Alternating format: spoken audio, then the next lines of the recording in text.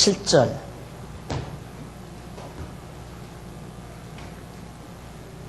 사람이 자기 형제 곧 이스라엘 자손 중 한 사람을 후려다가 그를 부리거나 판 것이 발견되거든 그 후린 자를 죽일지니 이같이 하여 너희 중에 악을 제할지니라. 지금 우리가 살피는 내용은 이웃사랑에 대한 윤례라고 그랬죠. 이웃사랑에 대한 윤례. 우리가 십계명 가운데 그 십계명 중 1계명서 4계명까지는 하나님의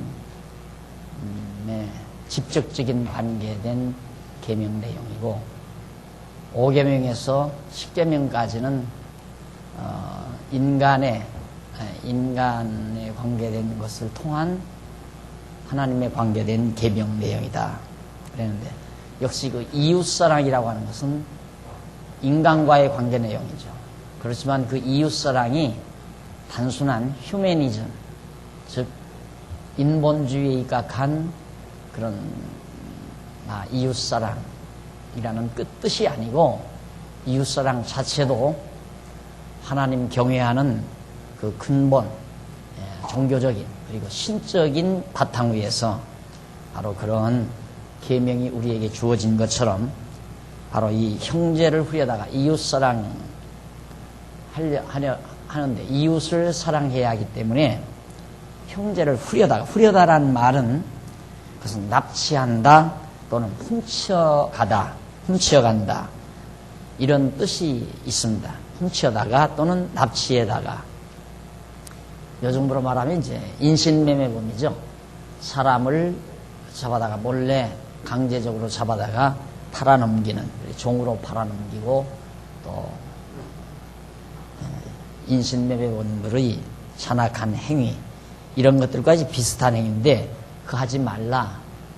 이유는 바로 하나님께서 섭리와 경륜 따라 지어놓으신 자일 뿐만 아니라 생육하고 번성해야 할 하나님의 택한 백성을 종으로 사용하거나 또 하나님의 사람을 그렇게 이익의 재료로 삼을 수가 없다는 거죠.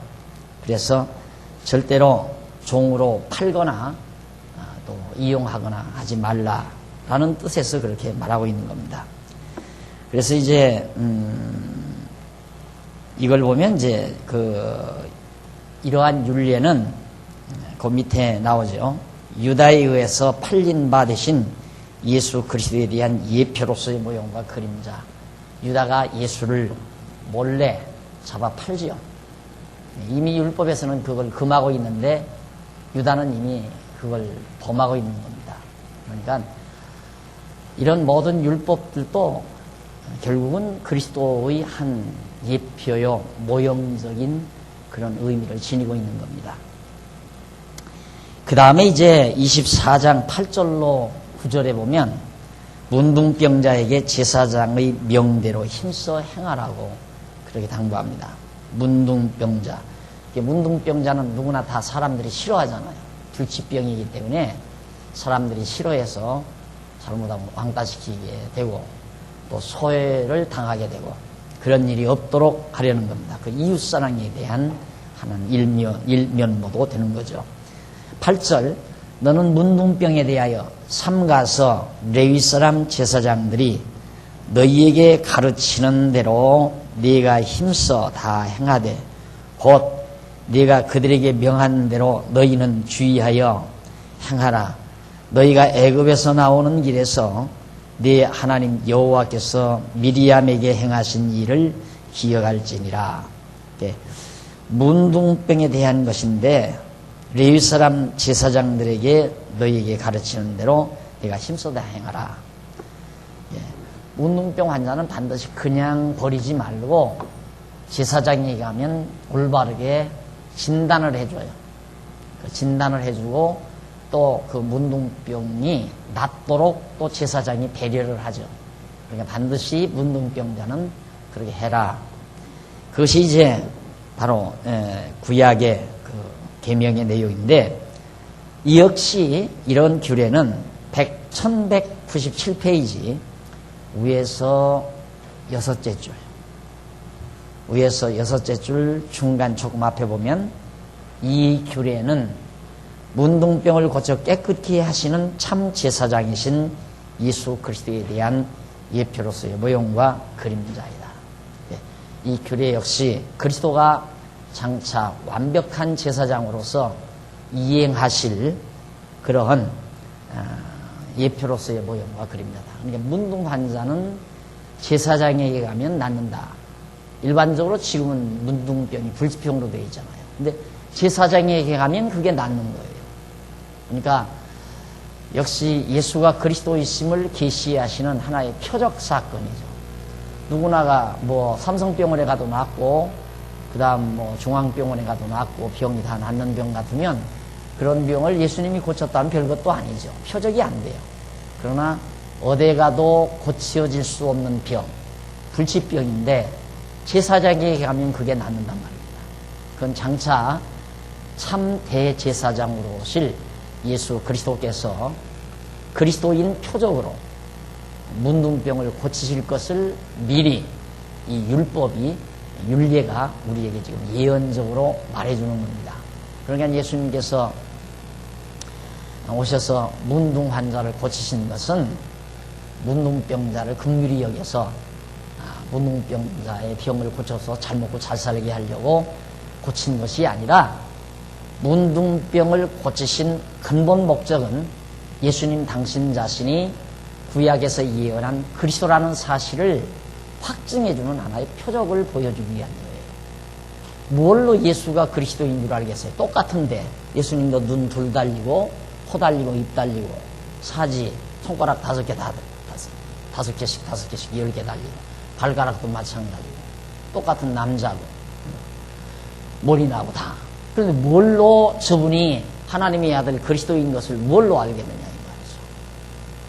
말이죠. 무조건 믿을 수는 없잖아요. 확증이 떨어져야죠. 예수님도 오셔서 내가 그리스도다 하려면, 내가 하나님의 아들 그리스도다 하려면 뭔가 분명한 표적을 보여줘야 되잖아요. 내가 그리스도라, 당신이 그리스도라는 표적을 보여주어야 그걸 보고 믿을 것 아니겠어요. 그래서 그 당시에도, 예수님 당시에도 바리새인들이 표적 보여주기를 원했어요. 표적을 좀 보여달라. 그러니까 예수님께서 악하고 음란한 세대가 표적을 구하나니 나는 너희에게 보여줄 표적 하나가 있다. 그것이 요나의 표적이다.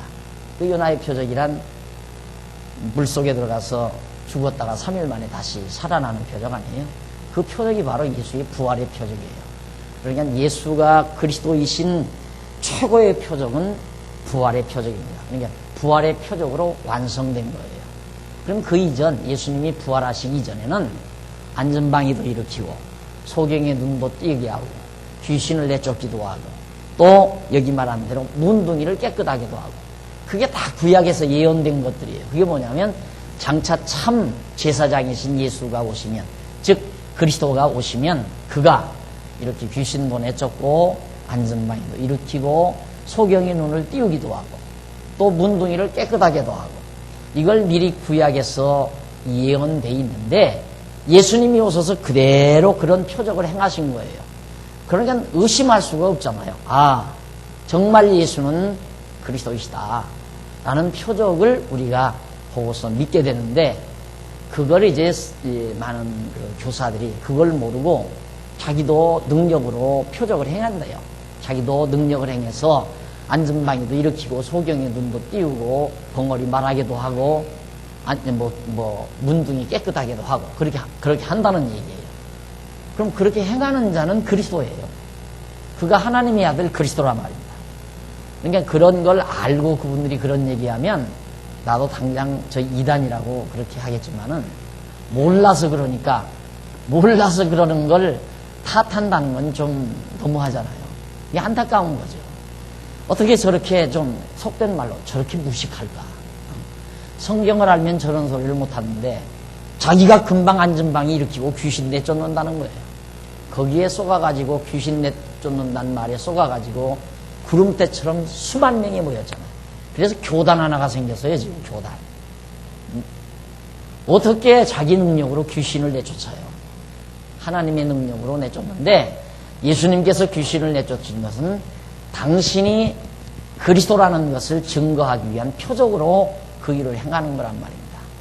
그러니까 예수님이 행하시듯이 귀신을 당장 즉석에 내쫓거나 귀신을 책망해서 완전히 거꾸로 들이거나 그건 안 되는 거예요. 다만 사실 모든 사람들이 다 귀신 들렸잖아요. 그 사람들이 말하는 대로 귀신 안 들리는 사람이 어디에 다 악령이 다 마음속에 있으니까 아침에 애기들 늦게 일어난다고 화냈죠. 그 속에 마귀가 들어가서 그래. 악한 악령이 나로 하여금 악한 생각, 포악한 생각에서 화가 나고 미워하고 그거 다 어두움의 영이 다 우리를 그렇게 지배하는 거 아니에요. 그런데 그런 마음이 점점 하나님의 말씀을 통하여 이렇게 다 물러가고 성령이 내 안에서 지배함으로 점점 거룩하게 되어질 수는 있지만은 당장 사탄아 물러가라 한다고 해서 예수님처럼 사탄이 악 하고 물러가고 저 돼지떼기로 들어가라 그런다고 해서 귀신이 돼지떼기로 다 들어가고 그런다면 뭐 진짜 얼마나 좋겠어요. 그런 사람 내가 늘 강조하지만 그런 분은 다른 거 시키지 말고 엄청난 돈을 주고라도 국방부 장관 안 그러면 육해공군 총참모장 시켜야 돼요. 전쟁만 했다 하면 그냥 완전히 귀신이나 들어가서 저 바닷속에 다 빠뜨려 주게라. 군대들 다 빠져들고 죽을 거 아니에요. 적군들. 그럼 다 이기는 거예요. 예수님은 그렇게 했으니까. 그런데 사람들이 그렇게 미련한 생각을 그걸 자꾸만 그냥 가지고 있어요. 안 되는 건데 자꾸 되는 길로. 그 속는다 이 말이에요. 자꾸 된다 된다 하면 사람이 말의 최면에 걸려요. 언어 최면에 걸린다 이 말입니다. 그래서 마치 될 것처럼 이렇게 우매하게 믿어지는 거란 말입니다. 그러니까 말 아닌 건 안 듣는 게 좋아요. 그 말은 성경이 아닌 것은 안 듣는 것이 좋다. 들으면 최면당하니까. 최면술에 걸리니까. 그래서 아무 소리나 듣는 게 아니에요. 예, 들으려면 이제 확고한 진리에 대한 확증이 떨어진 다음에야 그 다음에는 아무 소리 들어도 상관없죠. 어떤 소리를 들어도 아 저거 가짜다 진짜다 분별할 수 다 있는 거니까. 그러나 분별하기 이전에 자꾸만 이 얘기를 듣게 되면 최면에 걸려서 자기도 모르게 거기에 푹 빠져가지고 옳은지도 그런지도 분별할 수 있는 이성적 기능이 완전히 둔탁해져 버려요. 마비되어져 버린다 이 말이에요. 그래서 이제 우매해지고 어리석어지고 그 우매하고 어리석게 행동할 수밖에 없죠. 그렇게 돼요. 자, 그 다음 이제 넘어가서 24장 10절로 13절에 보면 구워줄 때 전진물을 해지기 전에 돌려주라고 그렇게 말하죠. 돈을 구워줄 때 전진물을 잡잖아요. 저당 잡는다 이 말입니다. 그러면 이제 옷을 저당 잡았다. 또 이불을 저당 잡았다. 뭐 맷돌을 저당 잡았다. 이럴 때 그걸 돌려주어야 밤에 얼어 죽지 않고 먹을 건 먹고 맷돌이 있어야 음식을 해서 먹을 수 있으니까. 그래서 이웃을 그렇게 긍휼히 여기라 그 말이죠. 무릇 내 이웃에게 구워줄 때에 네가 그 집에 들어가서 전진물을 취하지 말고 너는 밖에 섰고 내게 꾸는 자가 전진물을 가지고 나와서 내게 줄 것이며 그가 가난한 자여든 너는 그의 전진물을 가지고 자지 말고 해질 때에 전진물을 반드시 그에게 돌릴 것이라. 그리하면 그가 그 옷을 입고 자며 너를 위하여 축복하리니 그 일이 네 하나님 여호와 앞에서 네 의로움이 되리라.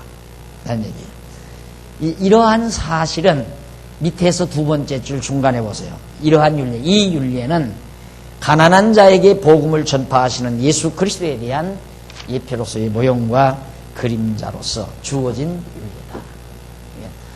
얼마나 가난한 자를 아주 극진히 생각합니까?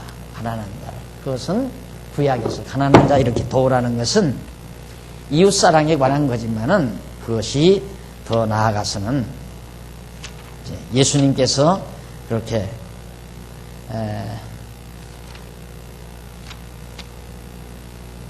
예수님께서 그 가난한 자들에게 복음을 증거하실 것에 대한 한 모형으로서 이렇게 우리에게 보여준 것입니다. 자, 그러니까 모두가 다 계시적 사건 아니에요? 계시적 사건. 이런 계시적 사건을 오늘날 모든 지도자들은 그걸 윤리적 사건으로, 도덕적 개념으로 그걸 바꿔서 가르치는 거죠. 보십시오. 성경은 가난한 자를 불쌍히 여기라고 했습니다. 그러니 우리는 가난한 자들을 많이 구제해야 됩니다.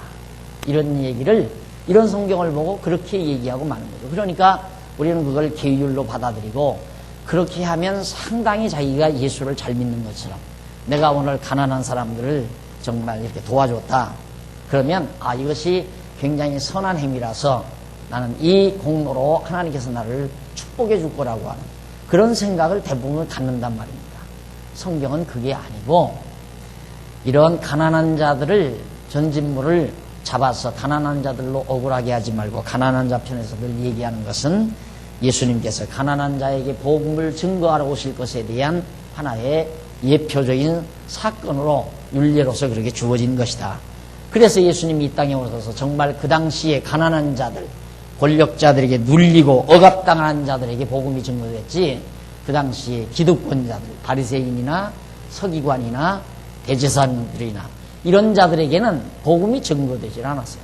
도리어 그 사람들에게는 알아듣지 못하게, 못 알아듣게 예수님께서 비유로 말하고, 그 사람들이 오면 못 알아듣게 비유로 말하고, 그 사람들이 다른 데로 가면 제자들에게 그 비유를 따로 풀어서 가르쳐 줘요.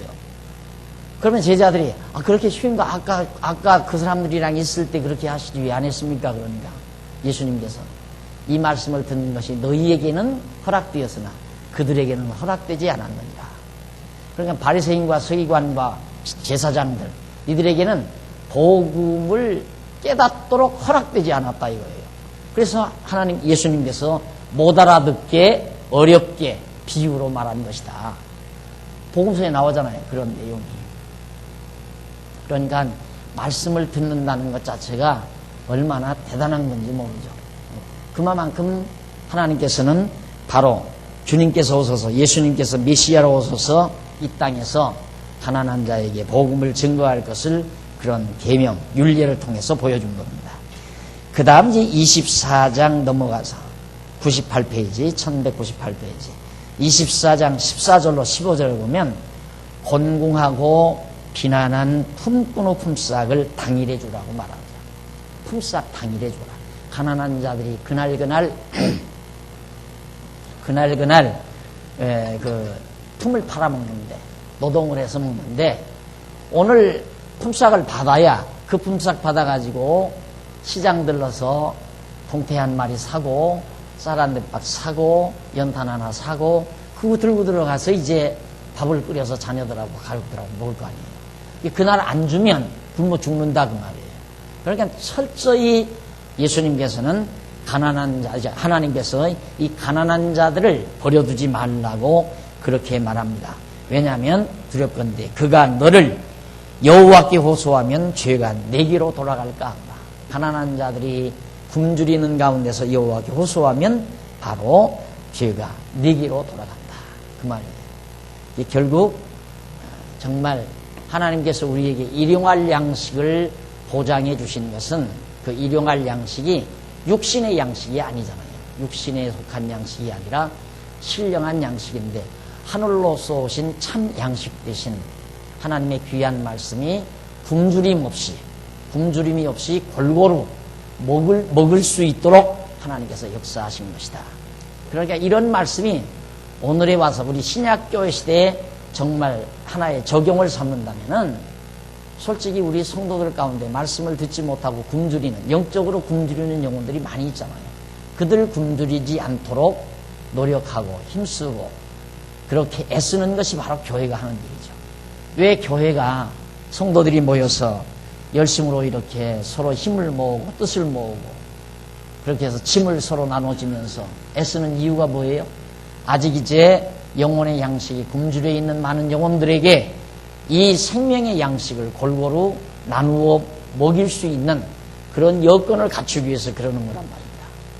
오늘 또 이렇게 모여서 여러분들이 지금 양식 우리 먹잖아요. 우리는 배불리 먹지만 배불리 먹지 못한 자들이 있잖아요. 그들을 생각하고 그들을 위해서 열심하도록 성령께서 우리를 주관하시고 섭리해 가시는 것이다. 그런 뜻이에요. 그래서 이 율례 역시 가난한 자에게 복음을 전파하시는 그리스도에 대한 하나의 예표죠. 그 다음에 24장 16절에 보면 각 사람은 자기 죄에 죽임을 당할 것이라고 당부합니다. 모든 사람은 자기 죄에 죽임을 당한다. 죄값은 사망이니까 아비는 그 자손을 인하여 자식들을 인하여 죽임을 당치 않을 것이요 자식들은 그 아비를 인하여 죽임을 당치 않을 것이라. 각 사람은 자기 죄에 죽임을 당할 것이니라 했어요. 자, 거기는 좀 한번 읽어보십시다. 본문은 모세가 이스라엘 자손에게 각 사람은 자기 죄에 의하여 자기만 죽임을 당한다는 율례를 명하는 내용입니다. 모세는 이스라엘 자손에게 아비나 자식들 사이에 있어서 누구나 자기 죄로 인하여 죽임을 당한다고 하였다. 이러한 율례는 이스라엘 자손을 이방 백성과 구별하여 거룩한 백성이 되게 하려는 것이다. 이방 백성은 아비의 죄로 인하여 그 아들까지 또는 아들의 죄로 인하여 아비까지 죽이는 무자비한 풍속이 있었을 것입니다. 우리나라 우리 동양 사회가 있잖아요. 아버지가 잘못했는데 그러니까 아버지가 잘못했는데 원수각교에서 그 아들을 갖다가 죽이잖아요. 또 아들이 잘못했으면 그 원수를 갖고 아버지를 죽이는 수도 있고 이런 포악한 행위로 인해서 결국에는 잘못하면 인종이 멸종되는 거죠. 잘못하게 되면. 그래서 보복이 반복이 되면 끝이 없잖아요. 그렇잖아요. 보복이 반복이 되면 자 A라는 사람과 B라는 사람이 산다. 이 둘이 사는데 일단 보복이 시작이 됐다. A라는 사람이 B라는 사람을 억울하게 하니까 B가 A를 죽여요. 죽이니까 그 아들이 또 B라는 사람의 아들을 죽여요. 그러다 보면 멸종되잖아요. 인류가. 그러니까 택한 백성 사이에서는 절대 아비의 죄로 인하여 아들을 죽이지 말라 하는 그것이 이제 이방 민족과 택한 백성과의 하나의 차이점인데 이방 백성은 아비의 죄로 인하여 그 아들까지 또는 아들의 죄로 인하여 아버지까지 죽이는 무자비한 풍속 이런 것들이 있었을 것이다. 그래서 모세는 이스라엘 자손에게 그러한 율례를 명한 것이다. 이렇게 이방 백성과 구별되게 살라고 하는 것은 이스라엘 자손이 생육하고 번성하게 하려는 것이다. 그것은 아비와 아들을 모두 죽이게 되면 그 가문이 더 이상 자손을 볼 수 없어서 가문이 망하게 되기 때문이다. 이 율례는 택함받은 성도가 각자 자기 죄로 죽는 것을 대신하여 죽임을 당하신 예수 그리스도에 대한 예표로서의 모형과 그림이다. 이제는 구약에서 아비의 죄로 아들을 죽이지 말라는 정도가 아니라 예수님은 반대로 내 죄를 대신해서 나를 살리기 위하여 죄인인 나를 살리기 위하여 대신해서 예수님께서 죽으시는 그런 놀라운 이웃사랑이죠. 그리스도의 사랑, 이웃사랑. 이것에 대한 하나의 모형입니다. 그 다음 24장 17절로 18절 객이나 고아나 과부를 억울하게 하지 말라고 당부합니다. 객, 나그네, 고아, 과부를 억울하게 하지 말라. 이런 것도 전부 윤리적인 관점, 도덕적 관점. 나그네가 얼마나 불쌍하냐. 살 곳도 없이 이리저리 떠돌아다니니까. 예미예비가 없는 고아가 얼마나 불쌍하냐. 그리고 과부가 또 얼마나 불쌍하냐. 저야. 그러니까 이들을 억울하게 하거나 정말 그들로 하여금 섭섭하게 하지 말라. 그런 뜻이죠. 쉽게 말하면. 한번 읽어보십시다. 너는 객이나 고아의 송사를 억울하게 말며 과부의 옷을 전집하지 말라. 자, 거기 이제 중요한 핵심이 나와요. 18절. 너는 애굽에서 종되었던 일과 내 하나님 여호와께서 너를 거기서 속량하신 것을 기억하라. 이러므로 내가 내게 이 일을 행하라 하였노라. 왜 객이나 고아나 과부를 억울하게 하지 말라고 왜 그랬는가? 애굽에서 너희도 고아였고 애굽에서 너희도 나그네와 같았고 애굽에서 너희도 정말 과부와 같은 존재였다. 그러니까 이스라엘 백성은 그거예요. 고아나 나그네나 또 과부를 보면 우리도 과거에 애굽에서 저런 모습으로 살았는데 하나님을 멀리 떠났으니까 고아 같잖아요. 또 고향 땅, 약속의 땅을 떠났으니까 나그네죠. 남의 땅에 가서 사니까 나그네 아니에요. 그 다음 남편 되신 하나님을 멀리 떠났으니까 과부와 같은 존재. 애굽 땅에 있을 때. 그걸 기억나게 하려는 거예요. 그걸 기억나게. 그럼 그걸 왜 기억나게? 우리가 과거에 애굽 땅에서 종들이었고 나그네였고 형편없는 존재들이었는데 여호와 하나님께서 애굽 땅 종되었던 집에서 우리를 인도하여 내셨다. 이걸 기억나게 하려고. 그게 기억이 나야 하나님 여호와 경외하는 것을 잊어버리지 않지 않겠어요. 따라서 오늘 우리도 하나님 경외하지 아니하고 죄의 종로로 타는 사람은 얼마나 많아요.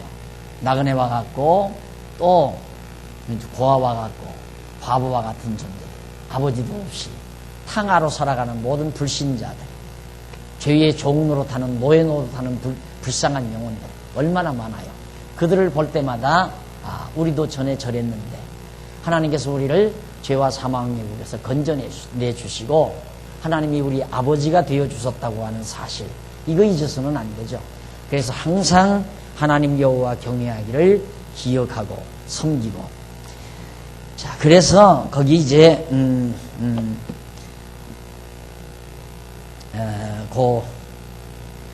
고아와 과부와 사랑하는 방법을 구체적으로 이제 말씀해 주신 것인데, 바로 오늘 우리들이 예수 그리스도를 우리의 영원한 남편으로, 또 하나님을 우리의 아버지로, 그리고 우리는 하나님 나라의 백성으로, 이제 나그네가 아니죠.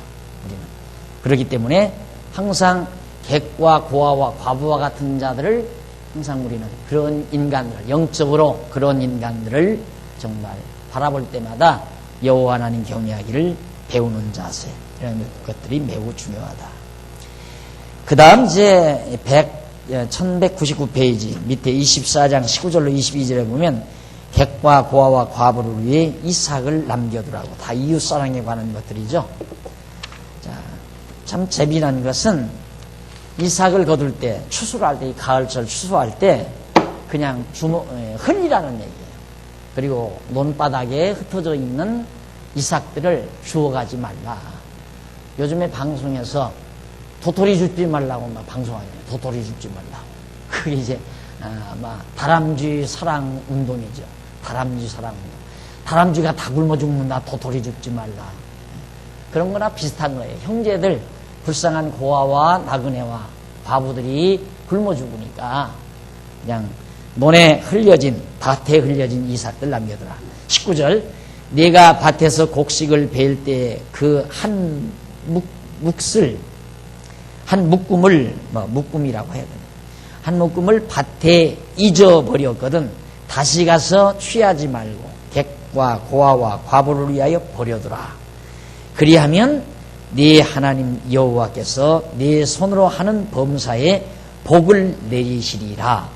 네가 네 감람나무를 떤 후에 그 가지를 다시 살피지 말고 남은 것은 객과 고아와 과부를 위하여 버려두며 네가 네 포도를 딴 후에 그 남은 것을 다시 따지 말고 객과 고아와 과부를 위하여 버려두라. 너는 애굽 땅에서 종되었던 것을 기억하라. 이러므로 내가 네게 이 일을 행하라 명하노라. 자, 이 말씀에서 한 가지 정정해야 될 부분이 있습니다. 번역상 아까 읽은 말씀대로 19절에 네가 밭에서 곡식을 벨 때 그 한 몫을 밭에 잊어버렸거든 다시 가서 취하지 말고 객과 고아와 과부를 위하여 버려두라. 그렇게 이삭을 또 잃어버린 것을 그냥 밭에 버려두라. 그렇게 하면 네 하나님 여호와께서 네게 네 손으로 하는 범사에 복을 내리시리라. 그렇게 하면 복 내리고 그렇게 안 하면 복을 안 주겠다. 이제 이런 말로 우리말 성경이 번역이 됐어요. 이 번역이 잘못됐다는 얘기입니다. 한번 보십시다. 1200페이지. 그 성경 구절 말고 본문은 모세가 계속하여 이스라엘 자손에게 객과 고아와 과부를 사랑하는 구체적인 규례를 명하는 내용이다. 모세는 이스라엘 자손에게 객과 고아와 과부를 위하여 곡식이나 열매를 거둘 때 남겨서 버려두라고 명하였다. 그 이유는 하나님 여호와께서 내 손으로 하는 범사에 복을 내리시기 때문이다. 19절. 그러니까 그 이유예요.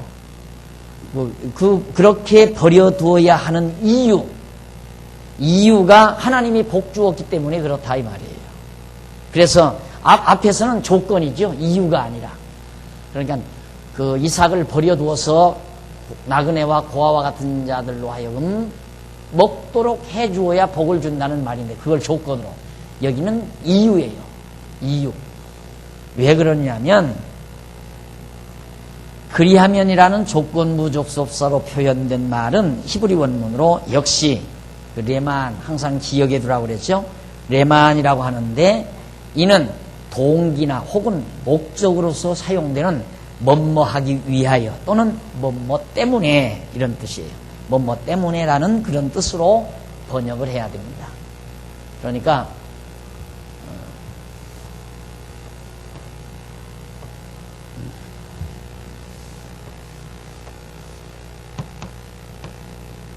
레마안이란 말이거든요. 이건 하나 여러분들이 그냥 눈으로 그려서라도 기억하고 왜 우리말 성경에 이 접속사가 가장 많이 잘못 번역되어 있어요. 이것 때문에 어떻게 하면 복 준다. 이렇게 하면 내가 복을 받는다. 이렇게 하면 하나님께서 너를 축복한다. 성경에 거의 다 이 레만이라는 말을 그런 식으로 번역을 해놨어요. 그러니까 얼마나 성경이 잘못 번역된 거예요. 그런 부분에서는. 그러니까 뭐뭐 하기 때문에 그리고 뭐뭐 나도 헷갈린다. 1200페이지죠. 네, 뭐뭐 하기 위하여지. 이렇게 쓰는데 가만히 써야 돼요. 그렇게 써놓으니까 저 목사님 틀렸다 하고 지금 깨알같이 기분이 좋아가지고 가만히 계시는. 틀렸으면 그때 위하여라고 큰 소리를 좀 일러주면 안 돼요? 때문에 뭐뭐 때문에 뭐뭐 하기 위하여 뭐뭐 때문에 이 신명기에 특히 후반부에 가면 참 많아요. 이런 부분이. 그러니까 이건 꼭 레마안 이렇게 있거든요. 레마안이라고 레마안이에요. 우리말로 레마안 뭐뭐 하기 위하여 뭐뭐 때문에. 그런데 지금 이 성경에서는 이걸 그러므로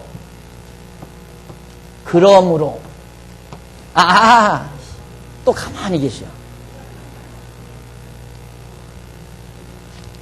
믿을만하게 그리하면 그렇지. 아이고 이제 하면 그리하면 이렇게 번역을 해놨어요. 그러니까 이건 조건부 아니에요? 너희들이 이렇게 하면 하나님이 이렇게 해주겠다. 구약 성경을 거의 이런 식으로 번역을 해놓다 보니까 완전히 내용이 달라져 버린 거예요. 그래서 허다한 분들이 장로교 목사까지 감리교 교리처럼 돌아가 버리고 만 거예요. 장로교 목사가 장로교 설교를 해야 되는데 장로교 교리에 맞는 설교를 해야 되는데 감리교 목사님 설교나 장로교 목사님 설교나 똑같아요. 왜? 이 접속사 하나 잘못 번역해가지고 그렇다는 거예요. 성경 보면 봐라. 고아와 과부와 나그네를 잘 사랑하면 하나님이 복 준다고 하지 않았느냐. 우리가 이렇게 해야 하나님이 복을 주는 것이다. 이런 얘기거든요. 근데 그게 아니라 하나님께서 이렇게 너희에게 복을 주셨기 때문에 가나안 땅에 들어가서 농사해서 잘 먹고 잘 살도록 열매가 많이 풍성하게 맺히도록 복을 주셨기 때문에 고아와 과부와 나그네들을 먹고 살도록 그 이삭을 그냥 버려두라 그 말이에요. 말이 맞잖아요. 네? 그 말이 맞는 얘기라고. 그냥 이 원문을 몰라도 아니 복 줘서 이미 열매가 풍성이 달려 있는데 그 열매가 풍성이 달린 복은 왜 줬어요? 고아와 과부와 나그네를 잘 먹여줘서 그 복을 줬나요? 하나님께서 복 주시기로 언약했기 때문에 복은 준 거예요. 그래서 풍성하게 열매가 많이 맺은 거란 말입니다. 그러니까 하나님이 그렇게 복을 주셨기 때문에 너희들은 고아와 과부와 나그네를 먹고 살 수 있도록 이삭을 버려두라. 그런 의미로 번역이 돼야 본래 히브리어가 간직하고 있는 하나님의 뜻이 정확하게 전달이 되는 거란 말입니다. 그런데 우리들의 보편적인 생각에 그런 말이 있어서 그런 생각을 하지를 못하죠. 그냥 다 어려서부터 너 잘못하면 매매. 엄마가 2살짜리 애기 데리고도 그러잖아요. 너 그럼 매매 맞는다 이거야. 그러면 잘해주면 이렇게 박수 쳐주고. 그러니까 그게 이제 어려서부터 내가 잘하면 아빠에게 엄마에게 칭찬 두고 잘못하면 매 맞는다. 이게 고정화돼 있어요. 사람들의 사고방식이. 그런데 성경은 그게 아니라 다 거저거든요. 하나님의 절대적인 주권하에서 주권적 섭리하에서 다 거저 은혜로 다 베푸는 거기 때문에 그런 언어를 상상을 잘 못하는 거죠. 그러니까 번역할 때 이걸 그리하면이라고 번역하면 딱 들어맞겠다 하니까 전부 그리하면이라고 번역된 거예요. 원래의 뜻은 뭐뭐 하기 위하여 뭐뭐 때문에 이렇게 되어집니다.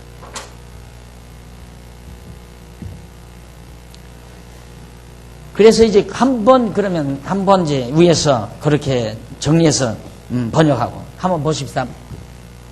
그리하면 뒤를 먼저 번역을 해 보십시오. 다시 넘어가서 99페이지 19절 중간에 그리하면 나오죠. 그 그리하면 뒤에 나오는 내 하나님 여호와께서 내 손으로 하는 범사에 복을 내리셨기 때문에 뭐뭐 했으므로 뭐뭐 때문에 그렇게 복을 내리셨기 때문에 네가 밭에서 곡식을 벨 때 제일 앞으로 이제 넘어가야죠. 초도로 네가 밭에서 곡식을 벨 때에 그 한 뭇을 밭에 잊어버렸거든 다시 가서 취하지 말고 객과 고아와 과부를 위하여 버려두라. 그렇게 번역이 되면 틀림이 없다 이 말입니다. 그리고는 계속해서 20절 네가 네 감람나무를 떤 후에 그 가지를 다시 살피지 말고 그 남은 것은 객과 고아와 과부를 위하여 버려두며 계속해서 접속사 나오고 계속해서 연결되잖아요. 네가 네 포도를 딴 후에 네 남은 것을 다시 따지 말고 객과 고아와 과부를 위하여 버려두라. 너는 왜 그렇게 버려두라고 하는가? 너는 애굽 땅에서 종되었던 것을 기억하라. 그러니까 그걸 버려두면서 우리가 애굽 땅에서 종로로 냈었다. 이러므로 내가 네게 이 일을 행하라 하노라. 애굽 땅에서 종로로 달 때 아무것도 그렇게 애굽에서 주는 것만 먹고 살았다. 그만큼 가난하게 살았다. 그러니까 가난한 나그네나 고아나 과부들 이들을 너희들이 기억하면서 애굽 시절을 생각하라 이 말이에요. 애굽 시절 생각하라는 말은 하나님 여호와 잊지 말고 기억하고 경외하라는 뜻이거든요. 그러니까 이것도 단순한 윤리적 차원이 아니라 계시적 차원이다. 성경은 윤리성과 도덕성을 가미해서 풀기 시작하면 전혀 안 풀려요. 어느 부분은 풀리는 것 같아요. 그러나 풀어가다가 보면 결국에는 벽에 부딪히고 말아요. 그래서 이제 성경을 여기서 조금 저기서 조금 가르치는 이유는 벽에 부딪히니까. 성경을 가르치다 보면 윤리적으로 도덕적으로 성경을 가르치다 보면 더 이상 가르칠 수 없을 때가 나와요. 그럼 그건 못 가르치잖아요. 그러니까 거기는 안 가르치죠. 그러니까 거기를 안 가르치려면 여기서 조금 부분적으로 떼고 여기서 조금 부분적으로 떼야 되잖아요. 뭔만 도덕적인 것만. 보십시오. 고아와 과부와 나그네를 불쌍히 여긴 복준다고 하지 않았습니까? 그러니까 선한 일 많이 하십시오. 고아원도 좀 찾아가시고 이번 연말에는 정말 불쌍한 정말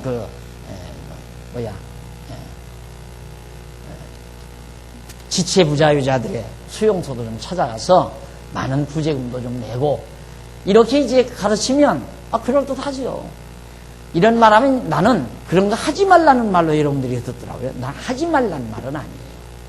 그걸 단순히 성경에 있는 율법을 지키기 위해서 하면 안 된다 이 말이에요.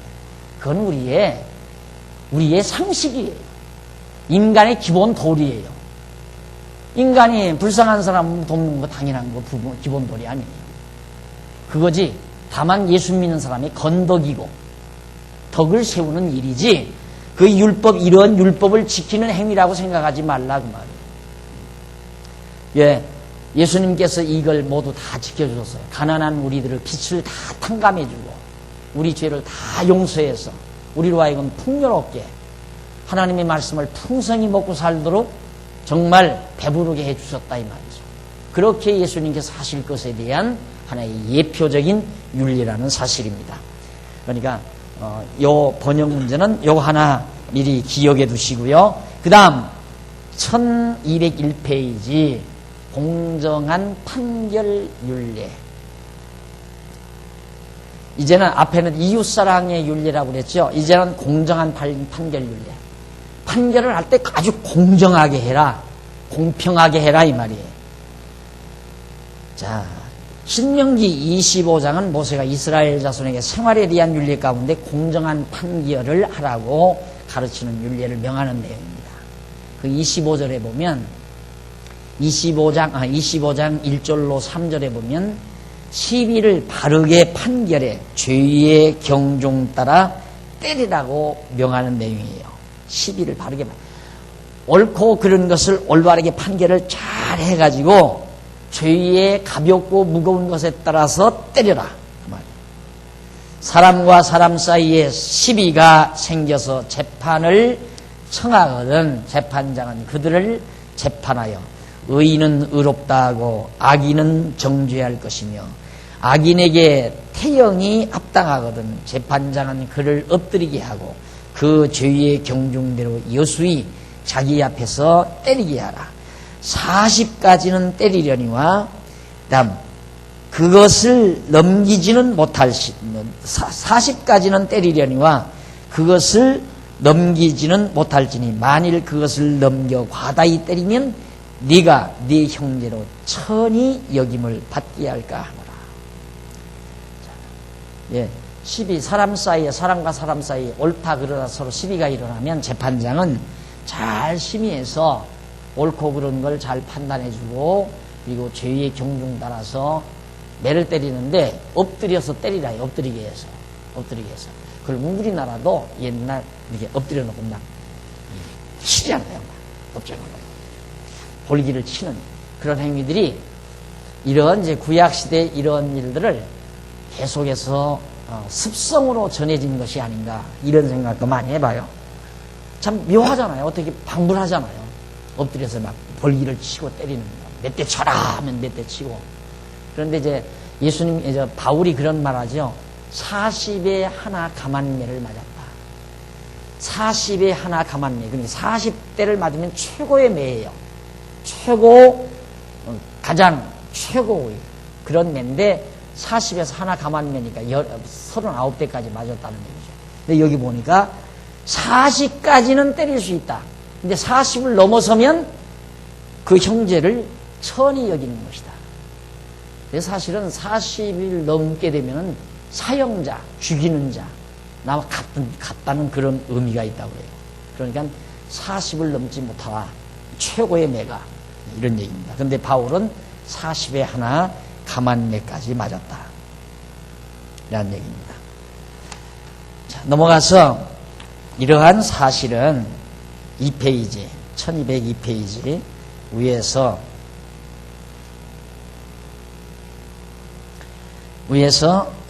첫째 줄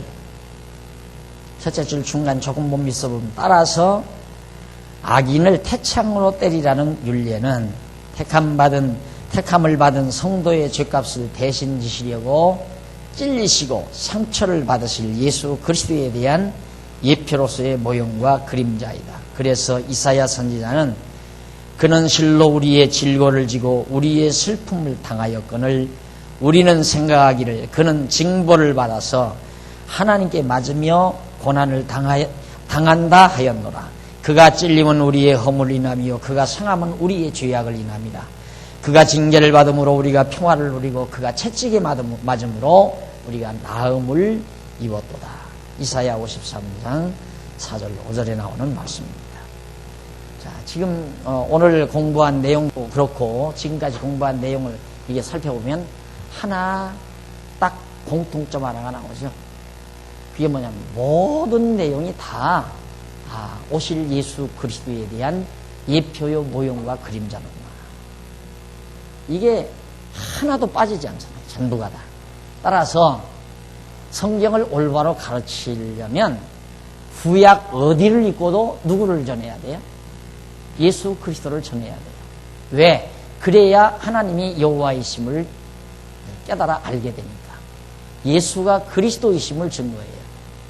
그러니까 구약이나 신약이나 모두가 다 예수가 그리스도이심을 증거하므로 하나님이 여호와이심을 깨달아 알게 하려는 계시 내용이란 말입니다. 이 구약 전부가 그리스도 증거 아니에요. 예수 그리스도 증거.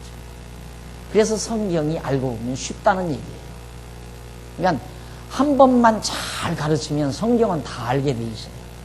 그런데 워낙 이제 여러분들이 세상과 더불어 생활을 하다 보면 자꾸 잊어버리게 되죠.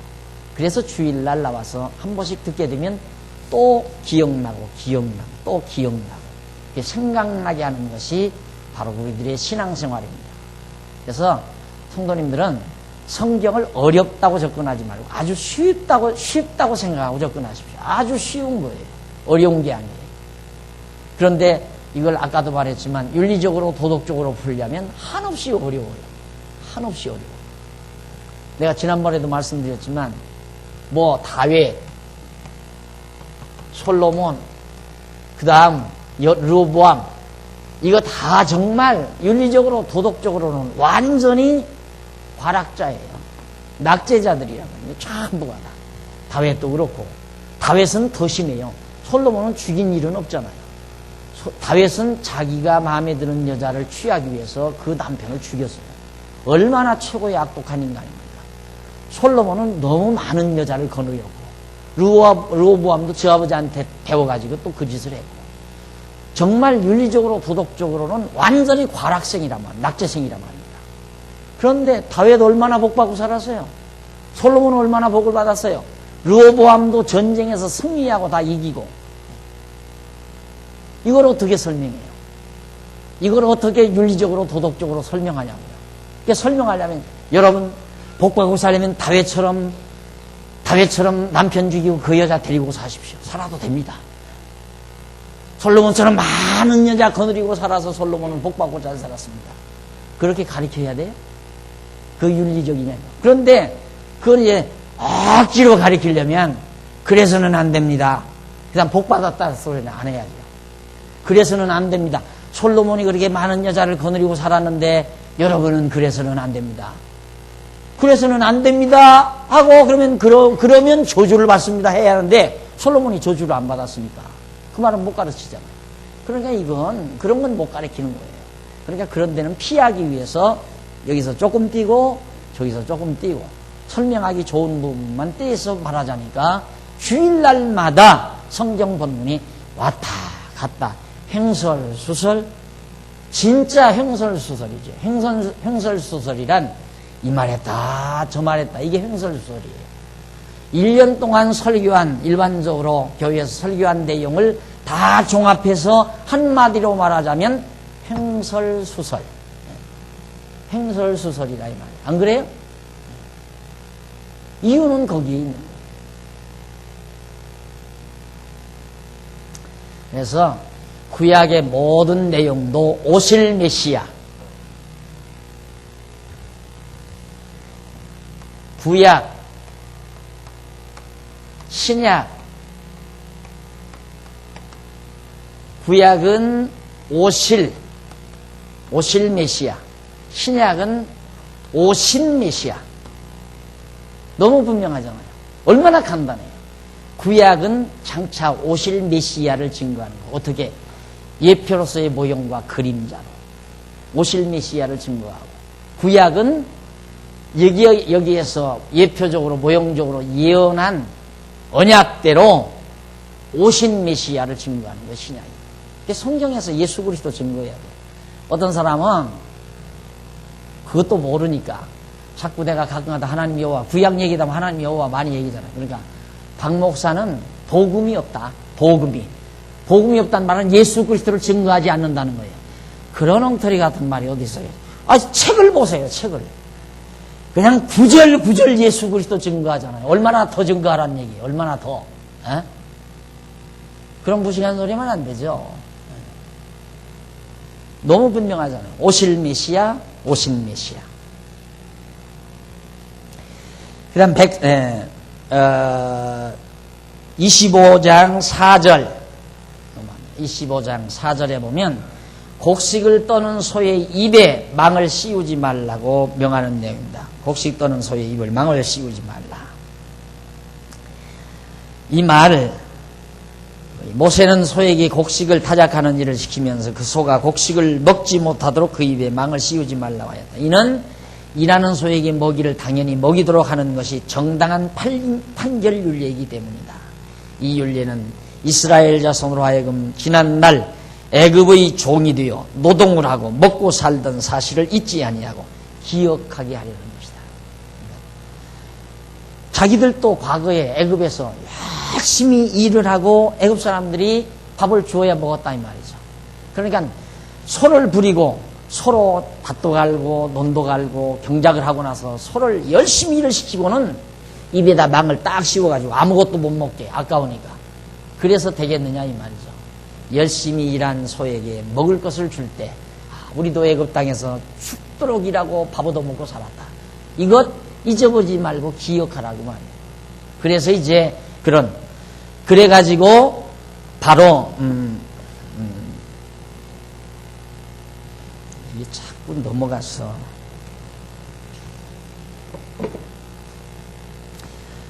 그래 그 소를 위한 것이 아니다 이 말이에요. 그래서 그 뒤에 조금 내려가서 보면 밑에서부터 8째 줄 뒷부분 좀 보세요. 1202페이지 밑에서 8째 줄 뒷부분에 보면 이러한 율례에 대하여 사도 바울은 뭐라고 그랬는가? 소들을 위한 것이 아니라 이러한 율례 일하는 소에게 망을 씌우지 말라 이 말은 소를 위한 것이 아니다 이 말이에요. 그럼 뭐냐? 위한 것이 아니라 우리를 위하여 기록한 것이니 밭 가는 자는 소망을 가지고 갈며 곡식 떠는 자는 함께 얻을 소망을 가지고 떠는 것이라. 고린도전서 9장 10절에 나오죠. 하였다. 다시 말하면 복음을 위하여 일하는 자가 먹을 권리가 있다는 뜻이다. 하나님께서는 타락한 아담에게 너는 종신토록 수고하여야 그 소산을 먹으리라. 창세기 3장 10절라고 하였다. 그리고 사도 바울은 누구든지 일하기 싫거든 먹지도 말게 하라. 일하면 먹게 돼 있다 이 말이죠. 일하는 소에게 망을 씌우지 말라. 이스라엘 백성들도 애굽에서 죽도록 일하고 먹고 살았고 이제는 소도 구약시대는 소도 일하면 일하는 소에게 먹을 것을 주라. 이 말은 소를 위한 것이 아니라 오늘 우리를 위한 것이다. 복음을 위하여 열심히 일하는 자가 먹을 권한이 있다는 사실을 바울이 해석을 해줬잖아요. 바로 그걸 우리에게 전해주고 있는 것입니다. 그 다음 1203페이지 25장 5절로 10절 남편이 죽은 후 아내로 후사를 잊게 해주라고 합니다. 제가 말씀을 좀 깨닫고 나서 하도 어렸을 때부터 신앙생활하면서 교회에서 아주 많은 걸 보고 자랐죠. 많은 걸 보고 자랐는데 교회에서 목사님하고 우리 아버지가 장로였거든요. 장로하고 그 갈등이 왜 많이 안 주냐 그것 때문에 갈등을 늘 느끼더라고요. 그래가지고 늘 싸움을 하고 교회가 시끌짝하는 걸 내가 누누이 보면서 자라왔어요. 그래서 목사도 싫었거니와 그런 목사 일이 싫었거니와 또 목사님들에게서 배운 것이 다 나를 괴롭히는 일들이 됐어요. 내가 너무너무 괴로워했던 한참 사춘기 때 너무 괴로워했던 것이 잘못 배워가지고 괴로웠던 거예요. 그러니까 완전히 성경 말씀 그대로 살으라는 얘기죠. 그대로 살으라. 그러니까 그대로 살기 위해서 성자가 되려고 살기 위해서 노력하다 보니까 안 되잖아요. 그러니까 얼마나 괴로웠겠어요. 그래서 목사님들도 자기들도 그렇게 못 살면서 날대로 살으라고 그랬구나. 그래서 목사님을 굉장히 미워했고요. 그래서 안 하려고 했어요. 그러다가 이제 성경을 깨닫고 나니까 성경은 가르쳐야 되겠더라고요. 이거로구나. 그래서 가르쳐야 되겠는데 목사가 되면 또 나도 먹고 사는 것 때문에 싸워야 하잖아요. 그래서 목사가 안 된다. 목사 안 되고 그냥 성경 가르치는 선생 해서 나는 그냥 다른 사업을 해서 먹고 살고 그 다음 어디 성경 야학당 하나 이렇게 만들어서 성경 공부하고 싶은 사람 다 와라. 와서 논문에가 다 가르쳐주냐. 그래서 이제 성경을 가르치려고 목사는 죽어도 안 되려고 그랬어요.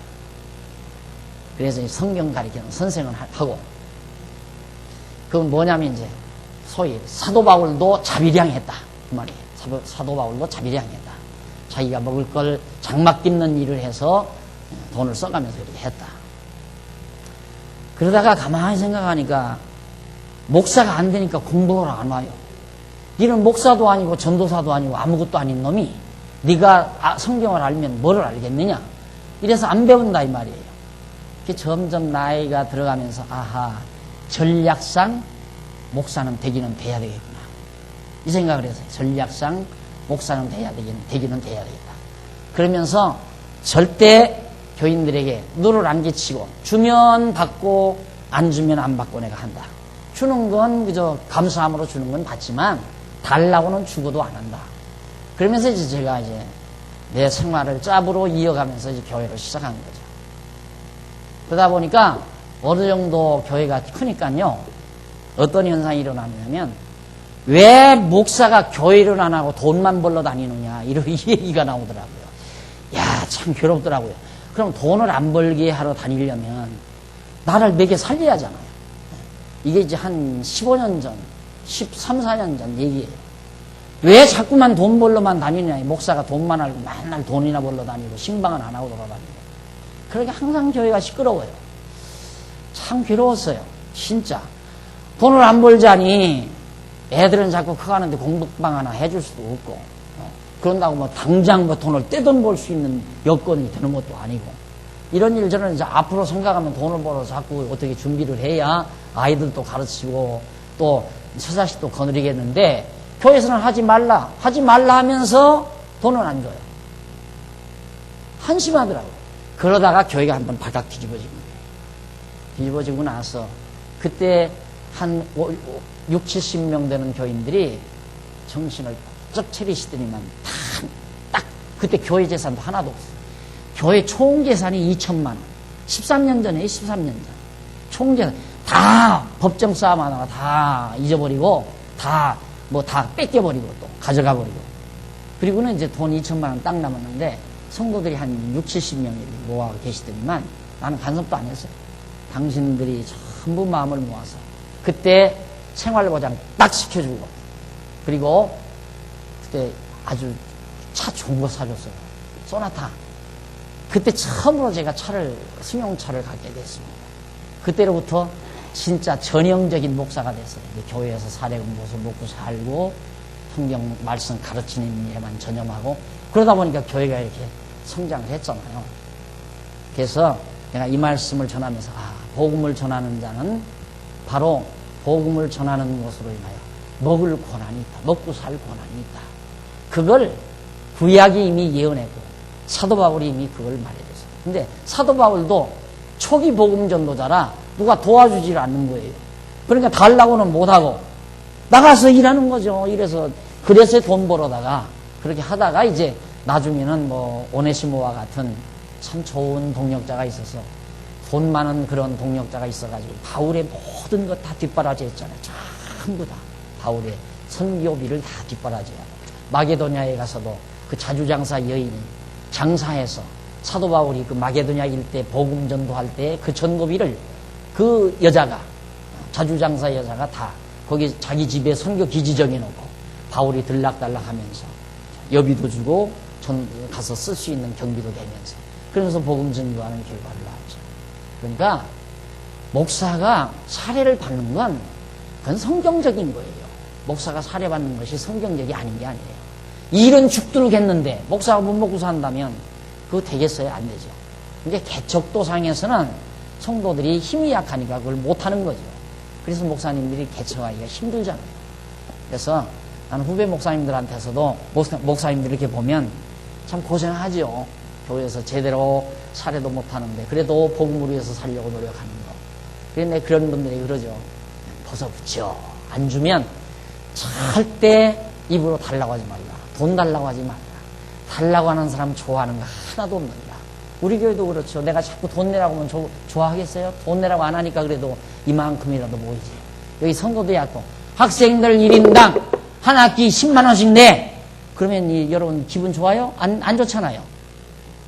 그러니까 내고 싶으면 내고 내기 싫으면 말고. 왜? 내고 싶어서 내면 낸 돈 가지고 저 많든 적든 나 영국이라도 조금 주면 쓰고, 안 내면 내가 전략해서 안 쓰면 되는 거고. 그러니까 편안하잖아요. 근데 여러분들에게 돈 내라고 하면 다 싫어한다면 내라고 하면. 근데 아무리 목사님이라 하지만 교인들한테 나 생활비 더 주시오, 더 내시오, 그러면 좋아할 사람 누가 있어? 달라고 하는 사람, 좋아하는 사람 하나도 없어요. 친한 친구도 와서 친구 할 말이 있는데 뭐야? 혹시 돈 꺼달라는 거 아니야? 이 말부터 하잖아요. 돈 꺼달라고 할까봐. 돈 꺼달라고 하면 그 다음부터 정 떨어지잖아요. 달라고 하면 안 돼요. 그래서 정말 사도 바울도 그런 문제 때문에 많이 고민도 하고 어려움도 많이 겪지만은 사도 바울은 아주 당당하게 살았습니다. 내가 돈이나 받아서 먹고 살기 위해서 일하는 게 아니다. 내가 아쉽고 가난해서 너희들에게 달라고 하는 것도 아니다. 너희들에게 폐를 끼치고자 하는 것도 아니다. 하면서 막 당돌하게 얘기하잖아요. 그런 데가 바울에게 있어요. 그래서 바로 그런 부분을 바로 구약에서 일하는 소에게 망씌우지 말라. 사실 억울한 감정을 갖게 하는 것은 아름다운 감정이 아니죠. 아름다운 감정. 그러니까 예를 들어서 생각해 보십시오. 지금은 안 그렇지만 과거에 교인이 한 340명까지 모였답니다. 근데 나를 안 먹여 살려요. 교인이 340명 되는데도. 그러니 내가 얼마나 속으로 많이 울었겠어요. 어떤 데는 눈물바람 많이 해고요. 그렇게 많은 교인들이 오는데도 명동에 제가 강의를 하러 나가는데 돈을 한 푼이라도 아껴야 되잖아요. 집에다가 생활비를 대야 하니까. 그런데 명동에 온종일 나가서 일을 하고 이제 명동에 강의하러 저녁 때 7시를 맞춰서 가는 거예요. 그럼 저녁을 먹어야 되잖아요. 그럼 저녁 어디 가서 정시로 먹자면 지금으로 말하면 4,000~5,000 원짜리 먹어야 되잖아요. 최소한. 그런데 명동에 유명한 곳 아니에요. 언제 내가 거기를 한번 찾아가 보려고 그래요. 지금도 있나. 서서 요만한 한평 남짓 되는 그 공간에다가 그 막국수죠. 그러니까 잔치국수. 그걸 이렇게 삶아가지고 고춧가루에다가 이렇게 말아서 내놓는 데가 있어요. 한 그릇이. 그것이 50원. 지금은 예를 들어서 지금 보통 갈비탕이 4,000~5,000 원 간다면 그때 50원 정도. 아주 싸요. 그러니까 그걸 한 그릇 먹고서 강의를 하는 거예요. 그걸 먹고서. 그걸 가서. 몇 년 동안 그 일을 했어요. 근데 그때 한 사람도 내 호주머니에다가 돈 10,000원 한 장 넣어주는 사람 없었고, 교인들이 이렇게 많은데. 그러니까 제 마음이 얼마나 따지고 보면 그렇겠어요. 그걸 하나님이 받으신 거예요. 그 기도를. 내 그 마음속에 맺히는 그 감정을 하나님이 기도로 받으신 거란 말이에요. 예. 오늘 이렇게 하나님께서 편안하게 말씀 증거하고 전하도록 만들어 주신 것이 기도 없이 되는 게 아니죠. 난 후배 목사님들에게 기도 많이 하라고. 기도 많이 하라는 말은 공사판에 가서 일하는 게 기도예요. 하나님 목사지고 공사판에 와서 벽돌 나눕니다 하면서. 예. 목사님들 진짜 그래서. 여러분 아마 개간지도 보셨죠? 우유 배달 했잖아요. 우유 배달. 예. 우유 배달. 목사님들 우유 배달. 그러더니만 그 기도 하나님이 받으셔서 요즘에는 조금 편안하게 목표를 하시더라고요. 예. 여러분들 복음을 깨닫고 진리를 깨달았으면 복음 전하는 자들 생각할 줄 아는 미덕이 참 아름다운 겁니다. 그건 여러분들의 생각에 달려있는 거예요. 하나님께서 여러분들의 마음을 감동해야 되겠지만은 어쨌든 복음 전하는 자들의 마음속에는 그런 아픔들이 있다는 것을 기억해. 이런 죽도록 했는데 입에다가 망을 씌워놓으면 어떻게 해요? 안 그래요? 땀 흘려서 애써 이뤄냈는데 입에다 망 딱 씌워서 못 먹게 하고 못 쓰게 한다면 그 답답한 일이 어디 있어요?